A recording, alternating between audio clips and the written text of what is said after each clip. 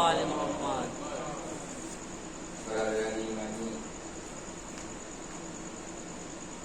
قرآن مجید کی جس آیت کریمہ کی تلاوت کا شرف حاصل کیا ہے، اسی آیت کے سلسلے میں آپ کی خدمت میں اب تک گزارشات پیش کی جاتی رہی ہیں، اور اسی آیت کو آج بھی عنوان بیان قرار دیا گیا ہے۔ میں نے یہ ذائع واقعی ہدایت کی روشنی میں آپ کی خدمت میں عرض کیا تھا کہ انسان اس وقت تک اپنے مذہب کی حفاظت نہیں کر سکتا کہ جب تک اس کے پاس علم نہ ہو۔ علم حفاظت دین کے لیے لازمی ہے، ضروری ہے۔ وہ مذاہب، وہ ادیان دنیا میں مٹ جاتے ہیں جن کے ماننے والوں کے پاس علم نہیں ہوتا، تعلیم نہیں ہوتی۔ دنیا میں ہمیشہ وہ مذہب اور وہ ادیان باقی رہتے ہیں جن کے ماننے والوں کے پاس علم ہوتا ہے اور تعلیم کے زیور سے آراستہ ہوتے ہیں۔ چنانچہ قرآن مجید جہاں اس کے بہت سے خصوصیات ہیں جو میں مسلسل آپ کی خدمت میں بیان کر رہا ہوں، انہی خصوصیات میں سے قرآن کی سب سے بڑی خصوصیت یہ ہے، قرآن کا سب سے بڑا کمال یہ ہے، قرآن کا سب سے بڑا امتیاز یہ ہے کہ قرآن مجید نے جن چیزوں کو 1400 برس پہلے غلط کہا تھا، یا جن چیزوں کو 1400 برس پہلے قرآن میں خدا نے جرم قرار دیا تھا، گناہ قرار دیا تھا، 1400 برس گزر جانے کے بعد بھی آج تک دنیا کی کوئی قوم، دنیا کا کوئی ملک، دنیا کا کوئی قانون یہ نہیں کہہ سکا کہ 1400 برس پہلے قرآن نے جن چیزوں کو غلط کہا تھا اب حالات بدل گئے ہیں، صورتحال بدل گئی ہے، لہذا اب وہ چیزیں غلط نہیں ہیں بلکہ وہ صحیح ہیں۔ جن چیزوں کو قرآن نے 1400 برس پہلے جرم کہا تھا اب وہ جرائم میں شمار نہیں ہوتی ہیں بلکہ وہ سب عام زندگی میں وہ چیزیں شامل ہو گئی ہیں، وہ گناہ نہیں ہے، وہ جرم نہیں ہے۔ یہی نہیں، 1400 برس پہلے قرآن حکیم میں پروردگار عالم نے جن چیزوں کو اچھائی کے طور کے اوپر پیش کیا تھا اور یہ کہا تھا کہ یہ چیزیں اچھی ہیں، اگر انہیں اپناؤ گے تو تمہاری زندگی میں ایک انقلاب آئے گا، ایک تبدیلی آئے گی، ایک ارتقاء ہوگی، زندگی میں ترقی کرو گے، دنیاوی ترقی بھی ہوگی، اخروی زندگی بھی تمہاری سنورے گی۔ جن چیزوں کو قرآن نے واجب قرار دے دیا، جنہیں اچھا قرار دے دیا، جن کو قرآن مجید نے مباح قرار دے دیا، جائز قرار دے دیا، حلال قرار دے دیا، تو جن چیزوں کو 1400 برس پہلے قرآن مجید نے پروردگار نے صحیح قرار دیا تھا، جائز قرار دیا تھا، مباح کہا تھا، 1400 برس گزر جانے کے بعد آج تک کسی گوشے سے یہ آواز نہیں آئی اور دنیا میں کوئی ایسا قانون نہیں بن سکا جس میں یہ کہا گیا ہو کہ 1400 برس پہلے قرآن نے اس چیز کو جائز قرار دیا تھا، آج کے ترقی یافتہ دور میں یہ چیز جائز نہیں ہے، ناجائز ہے، یہ چیز غلط نہیں ہے، یہ صحیح ہے۔ یعنی قرآن مجید نے 1400 برس پہلے جن چیزوں کو غلط کہہ دیا تھا، آج بھی پوری دنیا چاہے اسلام کو مانے یا نہ مانے، قرآن کو مانے یا نہ مانے، दीन इस्लाम को माने या न माने, शरीयत इस्लामी को माने या न माने, मगर कुरान में परवरदिगार ने जिसे सही कह दिया था, पूरी दुनिया उन चीजों को सही मान रही है। और कुरान ने जिस चीज को गलत कह दिया था, जराइम में शुमार किया था, आज भी पूरी दुनिया उन्हें गलत तस्लीम करती है और जराइम में शुमार करती है। यही कुरान की हक्कानियत और कुरान की सदाकत की सबसे बड़ी दलील है कि कुरान ने जिसे सही कह दिया है, दुनिया की कोई ताकत उसे गलत साबित न कर सकी है, और जिसे कुरान ने गलत कह दिया है, दुनिया की कोई ताकत उसे सही साबित न कर सकी। सलावत है मोहम्मद वाले मोहम्मद। अब मोहतरम, कुरान मजीद ने जिन चीजों को जायज करार दिया था या जिन चीजों को जराइम में शुमार किया है, गलत कहा है, उनकी एक तवील फेहरिस्त है। अगर तन्हा जराइम की फेहरिस्त बयान होगी तो इस मुख्तसर सी मस्जिद के लिए जराइम की फेहरिस्त बयान करना ही काफी हो जाएगा, किसी दूसरी चीज को बयान करने की जरूरत नहीं है। मगर यहाँ जराइम की फेहरिस्त बयान करना मकसूद नहीं है। यहाँ कुरान मजीद का जो इम्तियाज है, कुरान मजीद का जो कमाल है, कुरान मजीद की जो खूबी है, उन तमाम चीजों को पेश करना और उजागर करना मकसूद है। लिहाजा जब जराइम के ऊपर आप निगाह करेंगे तो कुरान मजीद ने किन किन चीजों को जराइम कहा है। मिसाल के तौर के ऊपर कुरान मजीद ने कहा है कि झूठ जुर्म है, झूठ को कुरान ने गुनाह तस्वुर किया है, क्या ये गुनाह है? जरा सच बताइए, क्या दुनिया का कोई कानून ऐसा आज तक बना है कि जिसने कहा हो कि झूठ गुनाह नहीं है, जुर्म नहीं है, बल्कि बहुत अच्छा काम है, इसके बगैर तो कोई काम ही नहीं चलेगा?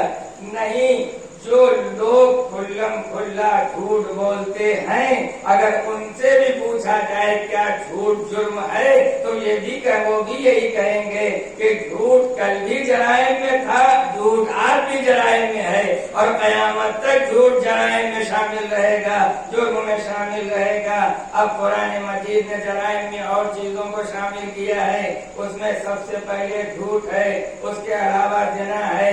ज़िना को कुरान मजीद ने हराम करार दिया है, गुनाह तस्वुर किया है, जुर्म तस्वुर किया है। क्या दुनिया का कोई कानून आज तक ऐसा बन सका है कि जिसने कहा हो कि नहीं 1400 बरस पहले तो ये जुर्म था, मगर आज तरक्की याफ्ता दौर में ये जुर्म नहीं है, आज भी कल भी इसे जुर्म माना जाता था और आज भी इसे जुर्म माना जाता है। बददियानती कल भी जुर्म थी, कुरान ने इसे जुर्म करार दिया था, बददियानती आज भी जुर्म है, बेईमानी कल भी जुर्म करार दिया। तो कुरान मजीद ने दुनिया का कोई कानून आज तक बेईमानी और बददियानती को सही करार न दे सका है। इसके अलावा कुरान मजीद ने चोरी को जुर्म करार दिया था। क्या दुनिया की कोई ताकत ऐसी है, दुनिया का कोई कानून ऐसा है कि जिसने ये कहा हो कि चोरी 1400 बरस पहले जुर्म है, जुर्म थी, मगर आज की तारीख में ये जराइम में नहीं है, ये बहुत अच्छा काम है। इसी तरीके से इस्लाम ने जिन चीजों के अच्छाइयों के तौर के ऊपर पेश किया है, खूबियों के तौर के ऊपर पेश किया है, जिन्हें जायज और हलाल करार दिया है, मसलन सदाकत है, सच्चाई है, इस्लाम ने सच्चाई को एक कार्य सवाब के तौर पे पेश किया है, अच्छाई के तौर के ऊपर पेश किया है। याद रखिए, जो इंसान सच्चाई पसंद होता है, सदाकत पसंद होता है, वो सिर्फ दुनिया ही में इज्जतदार नहीं होगा, वो आखिरत में भी इज्जतदार होता है। सच्चाई और सदाकत एक किरदार की होती है, जबान की होती है। जबान की अगर सच्चाई है तो दुनिया में इंसान इज्जतदार होगा, किरदार में सच्चाई है तो दुनिया में भी इज्जतदार होगा, आखिरत में भी इज्जतदार होगा। एक सलावत भेजिए मोहम्मद वाले मोहम्मद। गंदा दहन इंसान की न दुनिया में कोई इज्जत होगी न आखिरत में कोई इज्जत होगी। इसीलिए इस्लाम ने सच्चाई और शीरी बयानी के ऊपर जोर दिया है और इसे अच्छाई में शुमार किया है कि सच बोलो, सच कहो, सदाकत के साथ रहो, सच्चाई के साथ रहो। क्या दुनिया का कोई कानून ऐसा है जो कहे कि 1400 बरस पहले सच्चाई अच्छाइयों में शुमार होती थी, सदाकत अच्छाइयों में शुमार होती थी, मगर आज तरक्की याफ्ता दौर में सदाकत की कोई जरूरत नहीं है, सच्चाई की कोई जरूरत नहीं है। इस्लाम वो मुस्तहकम निज़ाम का नाम है, कुरान एक आफाकी और इलाही किताब का नाम है। इसने सदाकत को अच्छाई के तौर के ऊपर यूं नहीं पेश किया है। आज दुनिया के किसी भी कानून को उठा के देख लीजिए, क्या दुनिया के किसी भी कानून में सदाकत को या सच्चाई को नजरअंदाज किया गया है? आप जानते हैं कि दुनिया के किसी भी अदालत में अगर कोई इंसान झूठी गवाही देता है और उसकी झूठी गवाही अगर उसी अदालत में साबित हो जाए तो झूठा दावा करने के ऊपर इतना बड़ा चार्ज नहीं लगता है जितना बड़ा अदालत की निगाह में झूठा गवाह मुजरिम होता है। इसका मतलब ये है कि झूठ को इस्लाम ने जो पेश किया था एक जराइम के तौर के ऊपर, दुनिया चाहे जितना बदल जाए, अदालती निजाम चाहे जितना बदल जाए, मगर कुरान ने जिस झूठ को जराइम में शुमार किया है, आज दुनिया की हर अदालत उसे जराइम में शुमार करती है। एक सलावत है मोहम्मद वाले मोहम्मद। लिहाजा अच्छाइयों में सदाकत को शुमार किया गया, सच्चाई को पेश किया गया। उसी तरीके से एक दूसरे की मदद करना, ये इस्लाम ने इसे अच्छाइयों में शुमार किया, उखुवत इसे अच्छाइयों में शुमार किया गया।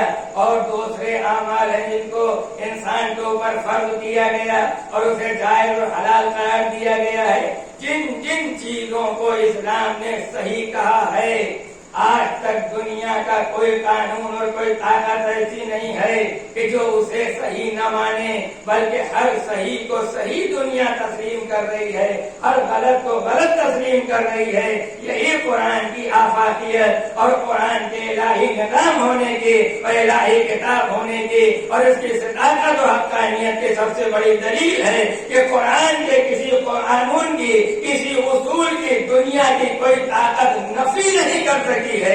एक सलावत है मोहम्मद वाले मोहम्मद। अब मोहतरम, अगर आप दुनिया का जायजा लें तो कवानीन इस्लामी को जिस तरीके से पेश किया जाता है उसके पीछे जो अवामिल हैं वो अवामिल आज के नहीं है, वो 1400 बरस पुराने अवामिल हैं। इस्लाम के ऊपर जितने भी एतराज़ात होते हैं या कवानीन इस्लामी के ऊपर जितने भी एतराज़ात होते हैं और जिन कवानीन इस्लामी को निशाना बनाया जाता है वो आज की बात नहीं है, वो 1400 बरस पहले भी उन कवानीन को निशाना बनाया जाता था।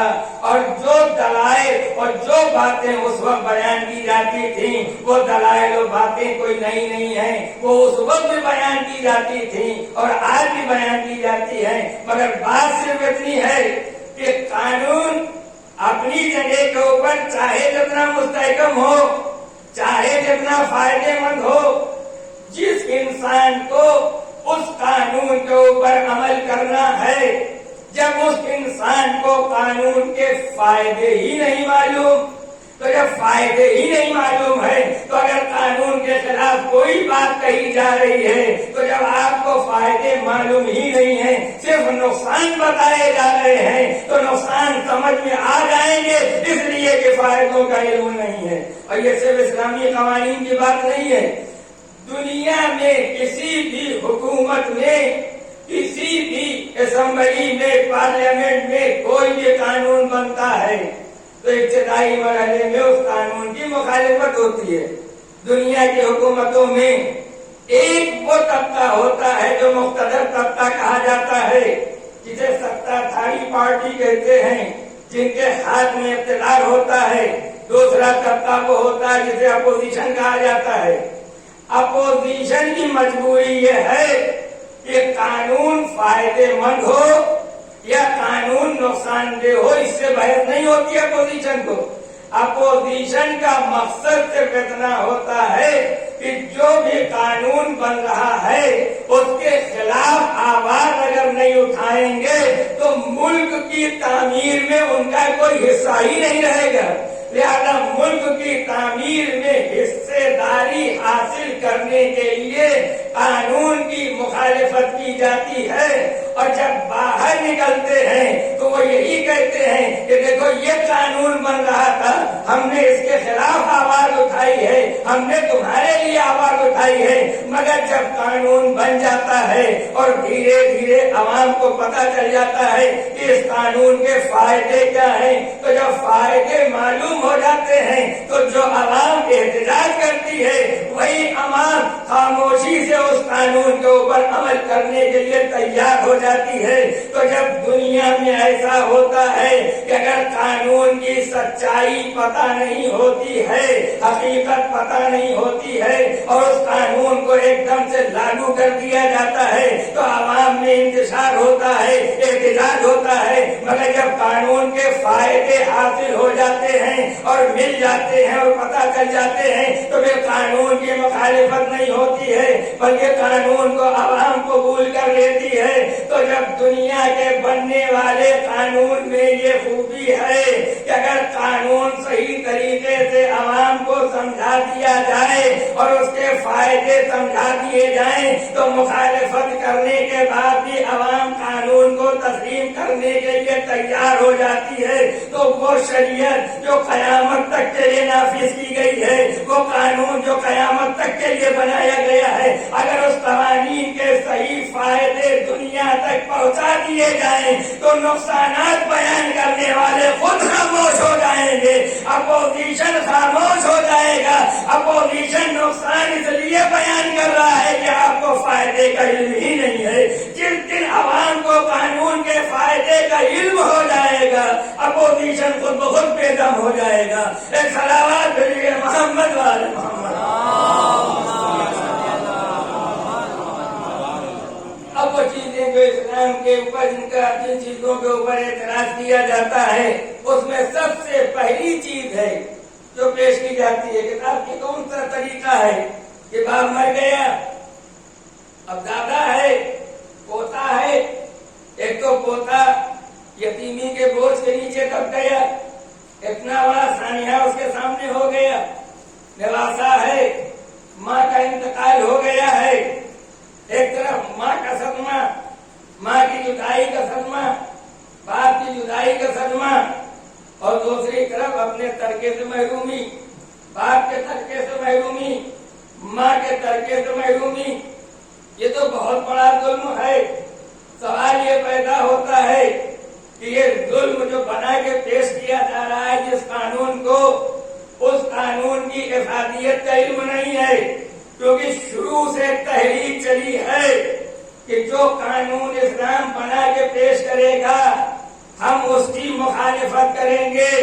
وہی تحریک آج تک چلی آ رہی ہے، کسی ایک قانون اسلامی کے خلاف آواز نہیں اٹھائی جا رہی ہے بلکہ پورے مکمل نظام اسلامی اور قانون اسلامی کو چیلنج کیا جا رہا ہے، اور یہ بتایا جا رہا ہے کہ 1400 برس پہلے سے جو قانون تمہارے اوپر نافذ کیا گیا ہے یہ ظالمانہ، نعوذ باللہ ظالمانہ قانون ہے، اب تک تم اسے برداشت کرتے رہے ہو، اب ہم تمہیں آگاہ کر رہے ہیں، اب اس سے آگاہ ہو جاؤ، چھٹکارا حاصل کر لو۔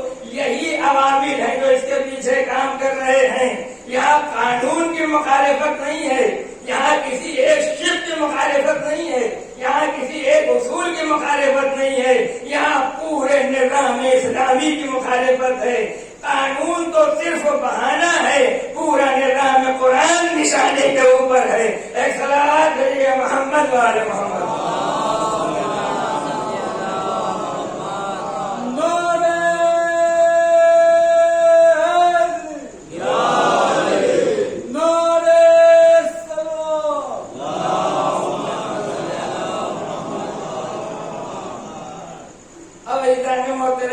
اسی طریقے سے ایک دوسری چیز پیش کی جاتی ہے تعداد اخبار کے سلسلے میں کہ صاحب یہ کہاں کا انصاف ہے، یہ کہاں کا مساوات ہے، یہ کہاں کی برابری ہے کہ جب پہلے سے ایک زوجہ موجود تھی تو پھر دوسری زوجہ زندگی میں کیسے آئی، اور جب دوسری زوجہ زندگی میں آ جاتی ہے تو برابری اور مساوات ختم ہو جاتی ہے۔ پہلی زوجہ ظلم کا شکار ہو جاتی ہے، وہ پھر محرومیوں کا شکار ہو جاتی ہے، اس کے حقوق کی پائمالی ہوتی ہے۔ تو یہ نقصانات اس لیے بیان کیے جاتے ہیں کہ جو اسلام نے قانون بنایا ہے اس کے فائدے آپ تک نہیں پہنچے، جب صرف نقصان پہنچے ہیں تو فائدے جب بیان ہی نہیں کیے گئے، فائدے آپ نے حاصل ہی نہیں کیے، اس کی کوئی معلومات نہیں کی، تو نقصان بیان کرنے والے کی بات ذہن نشین ہونے لگی۔ مگر اگر فائدے بیان ہوتے تو پھر نقصان کے اوپر انسان کا ذہن نہ ہوتا۔ اب جو طبقہ یہ کہتا ہے تعداد ازواج کے سلسلے میں کہ یہ برابری کے خلاف ہے، یہ مساوات کے خلاف ہے، کہ جب زندگی میں ایک زوجہ ہے اور دوسری زوجہ بھی آ جائے تو محبتیں اس کی طرف ہو جائیں گی، توجہ اس کی طرف ہو جائے گی، پہلی زوجہ کے لیے محرومی ہے، ظلم کا شکار ہے، لہذا یہ مساوات کے خلاف ہے۔ اگر یہی دلیل دی جاتی ہے کہ دوسری زوجہ کے ہوتے ہوئے پہلی زوجہ محروم ہو جائے گی حقوق سے اور مظالم کا شکار ہوگی، زیادتیوں کا شکار ہوگی، تو دنیا انسانیت ہمیں بتائے کہ جن کے یہاں صرف ایک شادی ہوتی ہے کیا وہ ازواج کے اوپر ظلم ان کے یہاں نہیں ہوتا ہے؟ ان کے یہاں ظلم تو یہاں سے زیادہ ہوتا ہے۔ تو اس کا مطلب یہ ہے کہ ظلم کرنے والوں کی فطرت الگ ہوتی ہے، قانون کے فائدے الگ ہوتے ہیں۔ ایک صلوات بھیجیے محمد والا۔ ظالمانہ ذہنیت الگ ہوتی ہے، مجرمانہ ذہنیت الگ ہوتی ہے، قانون کے اوپر عمل کرنے والی ذہنیت الگ ہوتی ہے۔ اب مثال کے طور کے اوپر ہر ملک کے اپنے قانون ہوتے ہیں کہ جو تعداد ازواج کے سلسلے میں مساوات کی بات کی جاتی ہے، ظلم کی بات کی جاتی ہے، برابری کی بات کی جاتی ہے، اسی سلسلے میں دنیا کے ہر ملک کے اپنے قانون ہوتے ہیں۔ ہمارے ملک کا بھی ایک قانون ہے، اب اس قانون بنایا گیا فائدے کے لیے، وسائل کو دیکھتے ہوئے بنایا گیا، عوام کی مجبوری کو دیکھتے ہوئے بنایا گیا، فائدے کے لیے بنا۔ مثال کے طور کے اوپر دنیا کے جتنے بھی ملک ہیں، جتنے بھی قوانین ہیں، ان میں ہر شہری کو یہ اختیار ہے کہ اگر وہ پرمیشن لے لے سرکار سے، جسے لائسنس کہتے ہیں، تو لائسنس کے بعد وہ اسلحہ رکھ سکتا ہے، وہ بندوق رکھ سکتا ہے۔ جب اس نے پرمیشن لے لیا، جب لائسنس مل گیا، اس کے پاس بندوق آ گئی، تو یہ قانون عوام کے لیے بنا، فائدے کے لیے، شہری کی حفاظت کے لیے، ناگرک کی حفاظت کے لیے، ایک عام شہری کی حفاظت کے لیے قانون بنایا گیا۔ دیکھیے قانون کبھی ماضی کے لیے نہیں بنتا ہے، قانون ہمیشہ ماضی کے لیے بنتا ہے، مستقبل کے لیے۔ یہ جو شہری کی سرکشا کے لیے یا اس کی حفاظت کے لیے قانون بنایا گیا، یہ مستقبل کے لیے بنایا گیا ہے۔ دنیا کا کوئی قانون ماضی کے لیے نہیں بنتا ہے۔ آج کی تاریخ میں ہندوستان کی پارلیمنٹ میں کوئی قانون بن جائے اور اس قانون کے لیے کہا جائے کہ اس زمانے سے اس کا تعلق نہیں، جو 100 سال گزر گئے ہیں ان کے لیے یہ قانون بنایا گیا ہے۔ ہمارا قانون مردوں کے لیے نہیں بنایا جاتا ہے، قانون ہمیشہ زندوں کے لیے بنایا جاتا ہے، لہذا قانون ہمیشہ مستقبل کے لیے بنتا ہے۔ تو یہ جو اسلحہ دینے کا قانون بنا ہے ملک میں، یہ ماضی کے لیے نہیں بنا ہے، یہ اسلحہ دینے کا قانون مستقبل کے لیے بنا ہے کہ اگر کوئی خطرہ محسوس ہو تو تم اپنی جان کو بچانے کے لیے اسلحہ رکھ سکتے ہو۔ ایک ملکی قانون ہے جو ہر شہری کے لیے بنایا گیا، مگر اگر کوئی شہری لائسنس لینے کے بعد بندوق حاصل کر لے اور اس کا ناجائز اور غلط استعمال شروع کر دے تو یاد رکھیے قانون غلط نہیں ہوگا، لائسنس لینے والا جو مجرم ہے اصلاً غلط مجرم ہوگا، اس پر عمل کرنے والا غلط ہے، قانون غلط نہیں ہو سکتا ہے۔ اسی طریقے سے اسلام کے جتنے بھی قوانین ہیں وہ سب قیامت تک کے لیے نافذ کیے گئے ہیں۔ اب اگر قانون اسلامی کا کوئی غلط فائدہ اٹھا رہا ہے تو فائدہ اٹھانے والا مجرم ہے، اسلام مجرم نہیں ہو سکتا ہے، ذمہ دار نہیں ہو سکتا۔ ایک صلوات محمد والا۔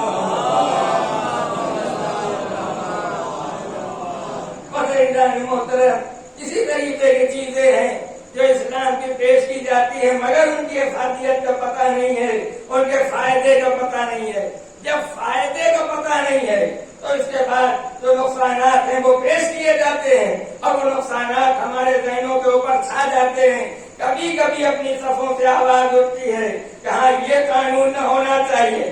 عجب المیہ ہے پوری دنیا کا کہ اگر کوئی مسلمان ایک لفظ بھی قانون اسلامی کے خلاف کہہ دے، ایک لفظ بھی کہہ دے کوئی مسلمان، تو پوری دنیا کا میڈیا اور پوری دنیا کا ذرائع ابلاغ اسے بہت بڑا پروفیسر بنا کے پیش کرتی۔ کیا کہنے کہ انہوں نے کہہ دیا ہے، اتنے بڑے پروفیسر ہیں، اتنے بڑے لیکچرر ہیں، اتنے بڑے جرنلسٹ ہیں، ایک لفظ اگر بحیثیت مسلمان کسی مسلم پروفیسر اور لیکچرر اور جرنلسٹ نے کہہ دیا اسلام کے خلاف تو پوری دنیا میں ہیرو بنا کے پیش کیا جاتا ہے۔ ایک لفظ اگر کسی نے کہہ دیا تو اسے پوری دنیا میں پیش کیا جاتا ہے، اسلام کے خلاف اسے استعمال کیا جاتا ہے۔ مگر اسلام کے دامن میں جو کام دوسروں کے مفاد کے لیے اور خدمت خلق کے سلسلے میں کیے گئے ہیں، مگر ان کاموں کی کسی طرف سے کوئی چرچا نہیں ہوتی ہے اور ایک خوبی اسلام کی بیان نہیں ہوتی ہے۔ اس کا مطلب کیا ہے؟ یہ تحریک کہیں اور سے نہیں چلی ہے، ابتدائی دور سے تحریک چلی ہے کہ اسلام کے اندر جو نقائص ہیں، اسلام کے اندر نقائص پیدا کیے جائیں، ان کی خوبیوں کو چھپایا جائے۔ اسلام کی خوبیوں کو کل بھی چھپایا جاتا تھا اور آج بھی عالمی سطح پہ چھپایا جا رہا ہے۔ ایک صلوات پڑھیے محمد والے تو اسی لیے پروردگار عالم نے قرآن کو تنہا نہیں بھیجا تھا، قرآن کے ساتھ ساتھ محافظ قرآن کو بھی بھیجا تھا، جنہیں اہل بیت اطہار کہا جاتا۔ پیغمبر اسلام کی زندگی اور آپ کی سیرت اور پھر اہل بیت اطہار کی سیرت طیبہ آپ کے سامنے ہے کہ رسول اور اہل بیت کی سیرت اور ان کی حیات طیبہ نے دنیا کے سامنے اسلامی قانون کو سہل و آسان کر کے پیش کیا ہے اور یہ بتا دیا کہ دیکھو یہ شریعت جو تمہارے درمیان میں آئی ہے یہ دشواریاں پیدا کرنے کے لیے نہیں آئی ہے بلکہ یہ آسانیاں پیدا کرنے کے لیے آئی۔ شریعت کا کام لوگوں کو متحد کرنا ہے، ان میں اخوت پیدا کرنا ہے، ان کے ساتھ ہمدردی پیدا کرنا ہے۔ شریعت کا کام یہ نہیں ہے کہ ایک سے دوسرے کو علیحدہ کیا جائے، ان میں تفریق پیدا کی جائے۔ اسلام کا نظام انسانوں کو تعمیر کی طرف لے جاتا ہے، تفریق کی طرف نہیں لے جاتا ہے۔ اہل بیت کا جتنا بھی نظام، ان کی جتنی بھی تحریک تھی، اس کا زور تعمیر کے اوپر تھا۔ اہل بیت کی تحریک کا دار و مدار تفریق کے اوپر نہیں تھا، وہ اور ہیں جو تفریق کے اوپر عمل کرتے تھے، مگر اہل بیت کو ہیں کہ اگر دشمن بھی آیا ہے تو دشمن کے ساتھ بھی سلوک اس طرح ہوگا کہ جس طرح سے دوستوں کے ساتھ سلوک ہوتا ہے۔ امام حسین علیہ السلام کے پاس ایک سائل آیا، ایک سفارشی خط لے کے آیا کسی کی سفارش میں۔ امام کی خدمت میں امام اس وقت اپنی نشست گاہ میں بیٹھے ہوئے تھے۔ خط امام کو دیا اس نے، امام نے خط لیا، خط لینے کے بعد پڑھا بھی نہیں۔ امام بیت الشرف کے اندر تشریف لے گئے، ایک تھیلی جو درہم سے بھری ہوئی تھی جس میں 3,500 درہم تھے، 10, 20, 50 درہم نہیں، 3,500 درہم اس تھیلی میں تھے۔ آنے والے سائل کے حوالے وہ تھیلی کر دی گئی۔ جب وہ چلا گیا تو چاہنے والوں نے کہا فرزند رسول کم سے کم آپ خط تو پڑھ لیتے، ہو سکتا ہے خط میں جس نے سفارش کی ہے اس نے کچھ کم درہم کی سفارش کی ہوتی، ہو سکتا ہے اس سے کم میں اس کا کام چل جاتا، 150, 200 درہم دے دیتے کام ہو جاتا۔ آپ نے اتنی لمبی رقم دے دی اور رقم دینے کے بعد وہ تھیلی درہم کے دینے کے بعد امام فرماتے کیا ہیں؟ امام کہتے ہیں کہ اے بھائی میرے پاس مال دنیا میں اس وقت اس سے زیادہ کچھ نہیں تھا، میں تم سے معافی مانگتا ہوں کہ اس وقت اس سے زیادہ میں تمہیں کچھ نہیں دے سکتا، اتنی بڑی رقم آپ نے دے دی اور اس کے بعد اس سائل سے آپ معافی مانگ رہے تھے، آپ عذر پیش کر رہے تھے، معذرت کر رہے تھے اور کہہ رہے تھے اس سے زیادہ ہمارے پاس کچھ نہیں ہے، کم سے کم آپ خط تو پڑھ لیتے، ہو سکتا ہے اس سے کم میں اس کا کام چل جاتا۔ تو امام نے فرمایا کہ جتنی دیر میں خط پڑھتا اتنی دیر وہ سائل میرے دروازے کے اوپر اس امید و بیم کے درمیان میں کھڑا رہتا کہ پتہ نہیں دیں گے کہ نہیں دیں گے، مدد کریں گے یا نہیں کریں گے۔ لہذا میں نے سائل کو اپنے دروازے پہ اس لیے نہیں کھڑا کیا کہ جس طریقے سے وہ میرے در کا سائل ہے میں بھی تو کسی کے در کا سائل ہوں۔ جب میں اپنے مالک کے بارگاہ میں کھڑا نہیں ہونا چاہتا تو میں اپنے در کے اوپر سائل کو کیسے کھڑا کرتا؟ ایک صلوات ہے محمد والا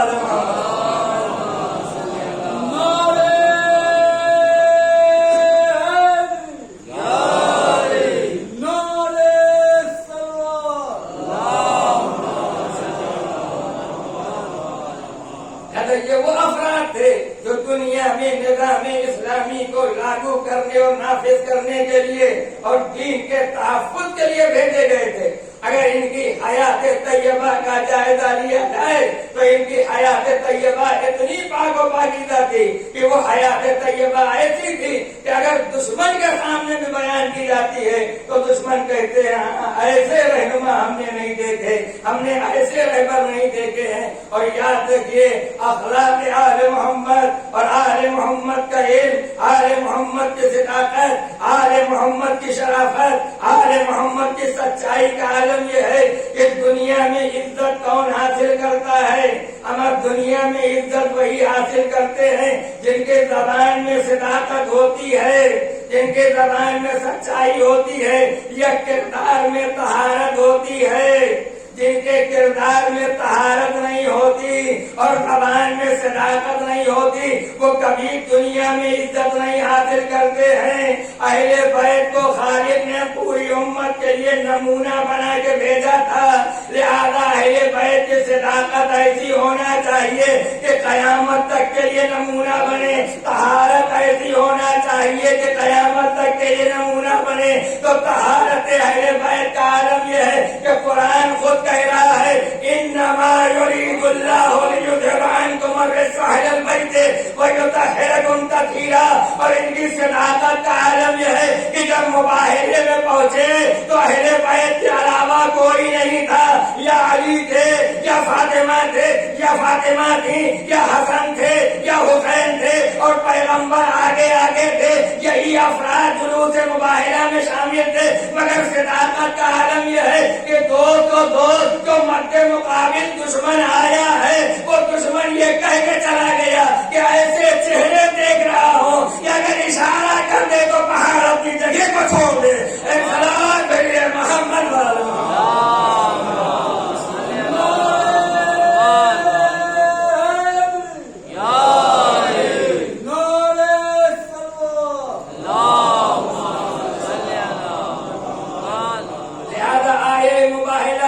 صداقت اہل بیت کی بہترین دلیل و نظیر ہے، آیہ تطہیر طہارت اہل بیت کی بہترین نظیر و دلیل ہے۔ اور اس آیہ مباہلہ میں اور واقع مباہلہ میں کچھ گنجائشیں پیدا کی جاتی ہیں۔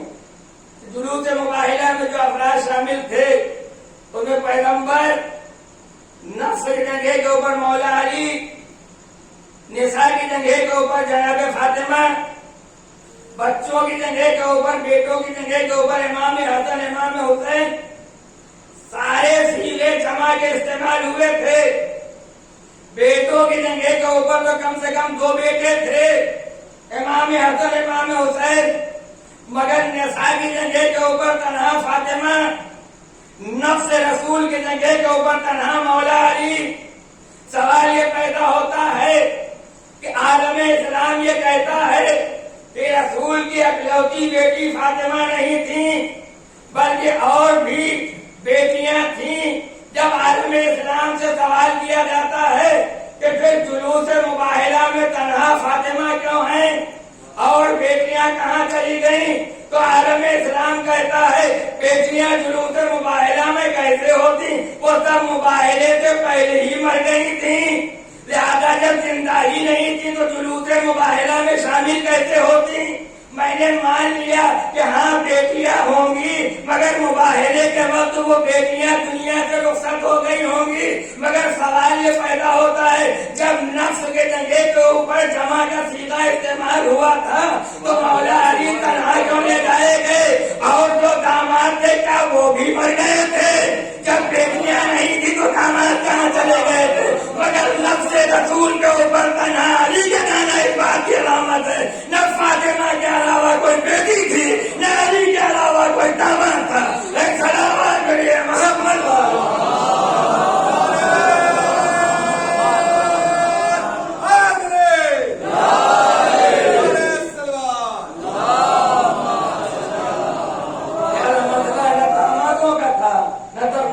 بیٹیوں کا تھا نہ افراد کا تھا۔ اگر رسول جمع کرنا چاہتے تو افراد بھی جمع کر لیتے، لوگوں کو جمع کر سکتے تھے، مگر جلوس مباہلہ میں ان افراد کو جمع کیا گیا تھا جن کی صداقت کی گارنٹی قرآن نے لی تھی، جن کی طہارت کا اقرار قرآن نے کیا تھا۔ ایک صلوات ہے محمد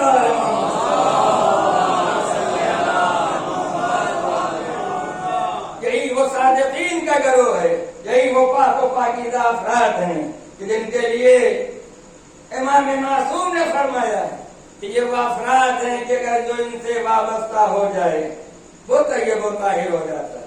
تو امام تمنا فرماتے ہیں کہ اصحاب حسینی ہمارے ماں باپ تم پر قربان ہو جائیں، تم خود پاک و پاکیزہ، جس سرزمین کے اوپر دفن ہوئے اس سرزمین کو پاک و پاکیزہ قرار دے دیا، یعنی بتا دیا امام زمانہ نے کہ صرف اہل بیت پاک و پاکیزہ طیب و طاہر و صادق نہیں ہے، بلکہ یہ وہ صادقین ہیں اور یہ وہ صاحبان آیت تطہیر اور حاملان آیت تطہیر ہیں کہ ان سے کو وابستہ ہو جائے گا وہ پاک و پاکیزہ ہو جائے گا، وہ اتنا بلند ہوگا کہ جس سرزمین کے اوپر دفن ہوگا اس سرزمین کو بھی پاک و پاکیزہ کر دے گا۔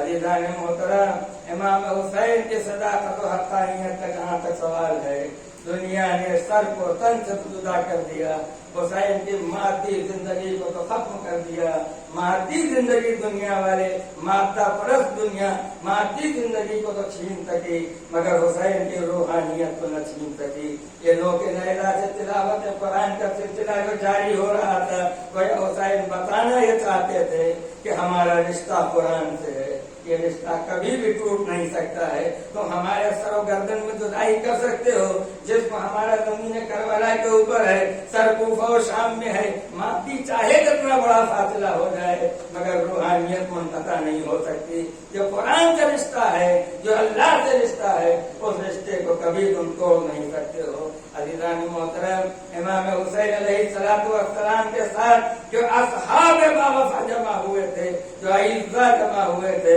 ان کے عرفان کا عالم یہ تھا، ان کے علم کا عالم یہ تھا، ان کی بلندیوں کا عالم یہ تھا کہ تاریخ لکھنے والوں نے لکھا ہے کہ یہ سب اپنے زمانے کے زبردست عالم تھے، زبردست عالم تھے، چاہے وہ جناب زہیر قیم رہے ہوں، چاہے حافظ بن شبیب شاکری رہے ہوں، مسلم ابن افجا رہے ہوں، قریر حمدانی رہے ہوں، جب عدیلوں کی باری آئی تو چاہے وہ جناب عباس ہوں، چاہے جناب علی اکبر ہوں، چاہے وہ جناب قاسم ہوں، یہ سب علم و عرفان کی اس منزل کے اوپر تھے کہ دنیا میں کوئی بھی انسان اس منزل کے اوپر پہنچ نہیں سکتا ہے۔